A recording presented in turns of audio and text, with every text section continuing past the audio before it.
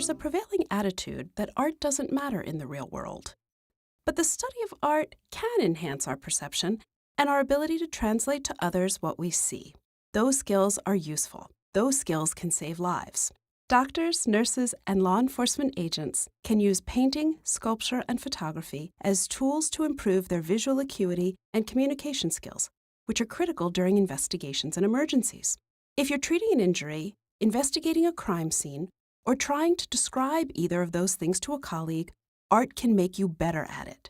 Here, imagine you're a seasoned cop or a dedicated doctor, but also imagine you're at a museum, and let's look at a painting. René Magritte's Time Transfixed of 1938 depicts a mysterious and complex interior that invites analysis not unlike that required of a patient's symptoms or the scene of a crime. A miniature train, whose origin and destination are unknown, is emerging from a fireplace, and the smoke from the locomotive appears to flow up the chimney as if from the fire that is conspicuously absent below. The eeriness of the scene is echoed in the empty living room, enhanced by wood-grain floors and decorative wall moldings to the right of the fireplace. Perched atop the mantelpiece are 2 candlesticks and a clock. Behind these objects is a large mirror that reveals an empty interior and only a partial reflection of the objects before it. The juxtaposition of the objects surrounding the moving train raises numerous questions for which there seem to be no apparent answers. Did I summarize the painting accurately or leave any details out? It's no big deal if you see something else in a painting.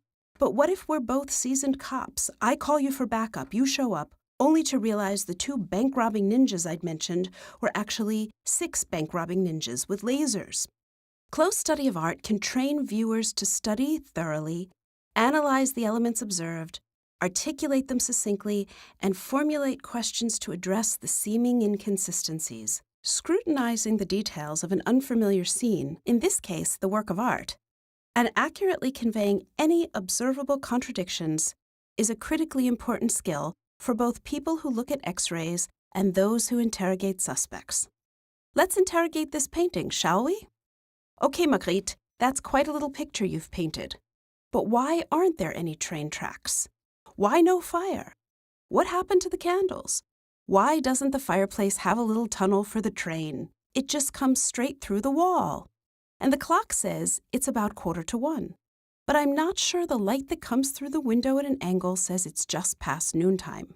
What's this painting all about anyway? That's when you, my trusty partner, hold me back, then I leave. You get Magritte a cup of coffee and keep grilling him to see if this painting would hold up in court. Viewers can provide a more detailed and accurate description of a situation by articulating what is seen and what is not seen. This is particularly important in medicine.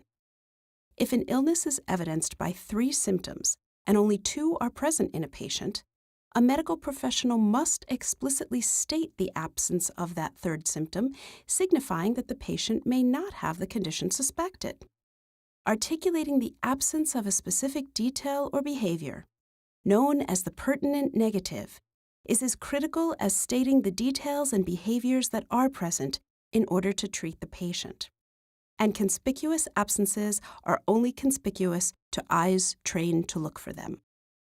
Art teaches professionals across a wide spectrum of fields not only how to ask more effective questions about what cannot be readily answered, but also, and more importantly, how to analyze complex real-world situations from a new and different perspective, ultimately solving difficult problems. Intense attention to detail, the ability to take a step back and look differently. We want first responders to have the analytical skills of master art historians at least. Art trains us to investigate, and that's a real-world skill if there ever was one.